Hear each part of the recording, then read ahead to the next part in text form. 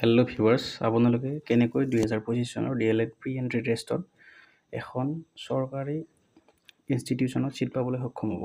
আমি কেনেকৈ বা মই কেনেকৈ ছিট পাবলৈ সক্ষম হৈছিলোঁ, এইটো কথা আচলতে হাৰ্ড ৱৰ্কৰ লগত স্মাৰ্ট ৱৰ্কটো বেছি ইম্পৰ্টেণ্ট। যদি মই 1 নম্বৰ পইণ্ট কওঁ, চিলেবাছৰ বাহিৰত একোৱেই নাহে, একদম একজেক্ট চিলেবাছৰ বস্তুখিনি আহিব। আপোনালোকে চিলেবাছ পূৰা ফ'ল' কৰক, সেই অনুপাতে চিলেবাছৰ যিটো টপিক আছে সেইখিনি বস্তুৱে চাওক। যেনেকৈ চিলেবাছ এটা টপিক আছে এব্ৰিভিয়েশ্যন মানে ফুল ফৰ্মবিলাক, যেনেকৈ ডায়েট, BTC, SCERT, এইবিলাকৰ ফুল ফৰ্ম এটা নহয় এটা সুধিবই, কাৰেণ্ট এফেয়াৰ্ছ 2 সুধিব। 2 নম্বৰ পইণ্ট হ'ল, আমাৰ মেক্সিমামে কি কৰে, অসমীয়া গ্ৰামাৰখিনি ইগন'ৰ মাৰে।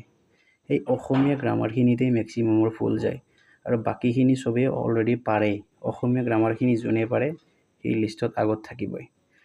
মাষ্ট ইম্পৰ্টেণ্ট পইণ্ট এইখিনি কৰিলে, আৰু যদি আপোনালোকে যিহেতু আগন্তুক হৈ যোৱা ADAR এক্সাম দিছে, বাকীখিনি জিকে গম পাব, বাট অসমীয়া গ্ৰামাৰটো কোনেও নাছে।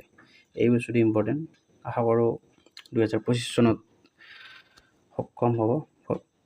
Best of luck.